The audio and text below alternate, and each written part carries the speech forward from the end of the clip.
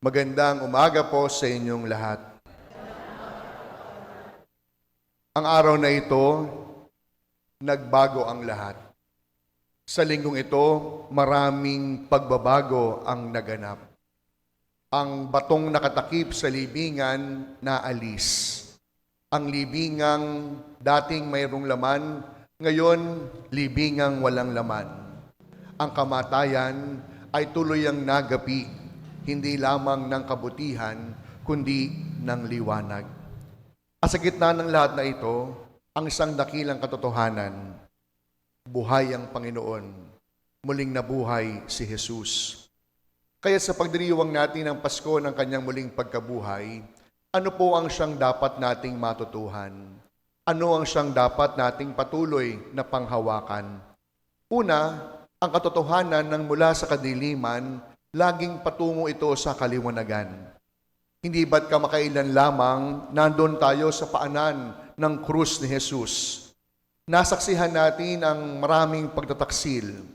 Nakita ng ating mga mata ang kanyang paghihirap, ang kanyang pag-iisa, at unti-unting nakita ng ating mga mata ang kanyang kamatayan. Kaya nga ang akala natin tapos na ang lahat. Ngunit ipinakapakita sa atin ng Pasko na muling pagkabuhay, ang Diyos ay kumikilos ng pinakadakila sa gitna ng pinakamadilim at pinakamahirap na sandali ng buhay. Gayon din naman ang mga alagad, nawalan sila ng pag-asa. Kung kaya si Maria Magdalena, madilim-dilim pa ng unang araw ng linggo, nagtungo sa libingan upang magluksa.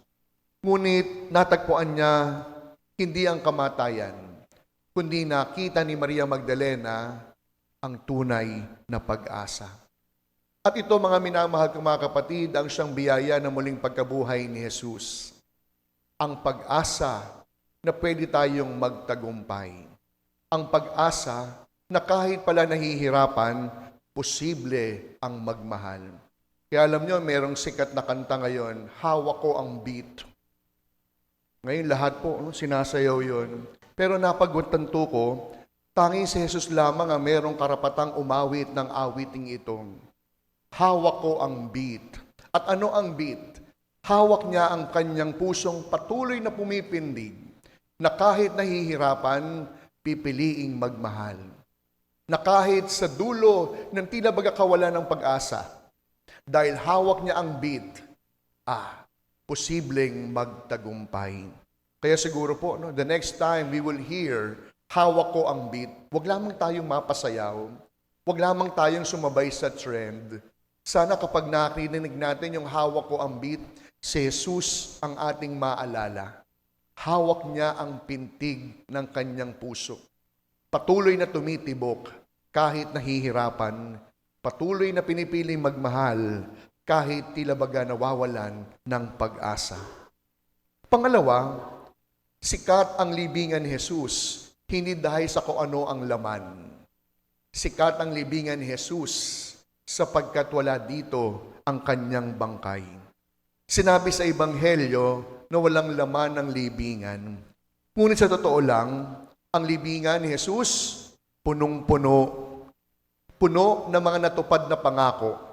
Puno ng mga tagumpay laban sa kasalanan.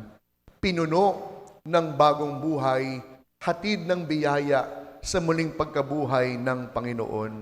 Kaya nga po ang muling pagkabuhay ay hindi lamang nangyari kay Kristo. Ito rin ay pwedeng mangyari sa bawat isa sa atin.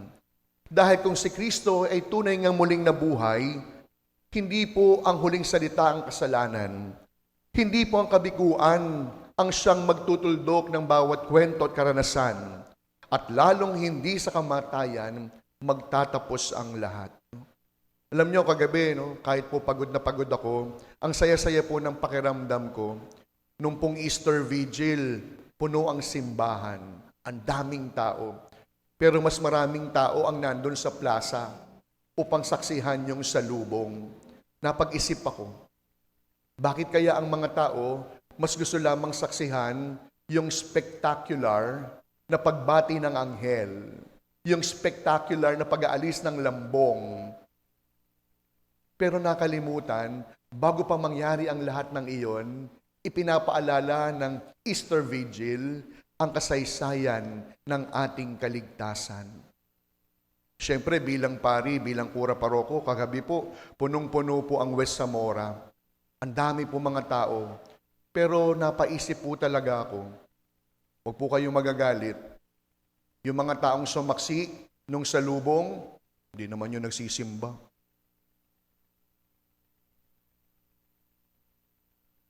Yung mga taong pumuno ng West Zamora, pustahan po tayo, hindi naman yan magsisimba ngayong linggo. Kaya nga po mga minamahal kong mga kapatid, no?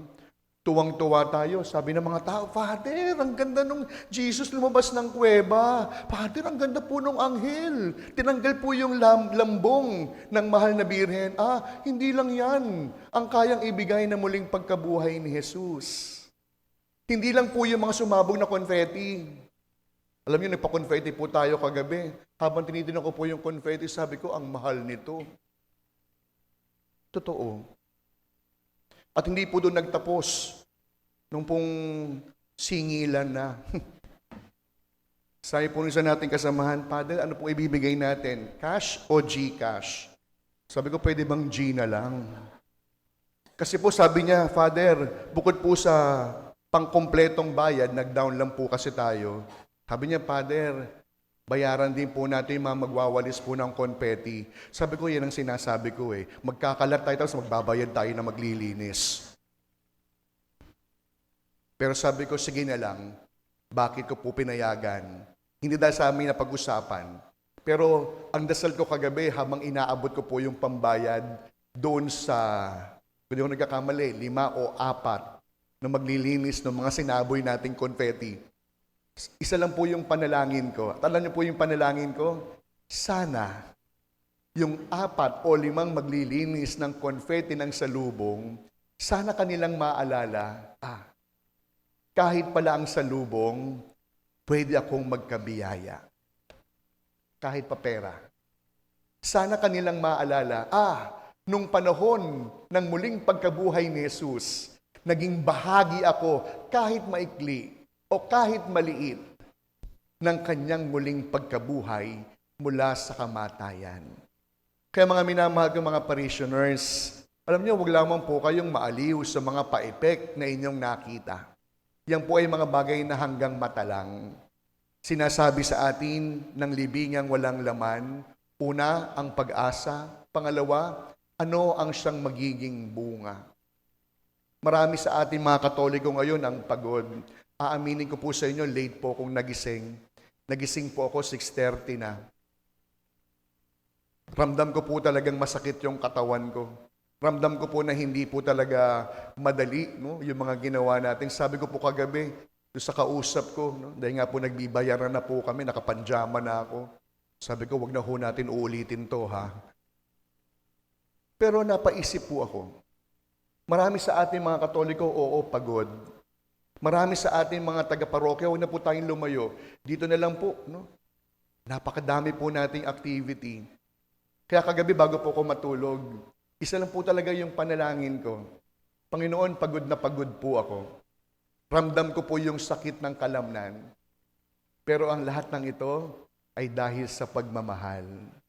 Kaya sana po, mga minamahal ko mga parishioners, sana yung pagod, hindi lamang pagod ng katawan dahil nagtrabaho.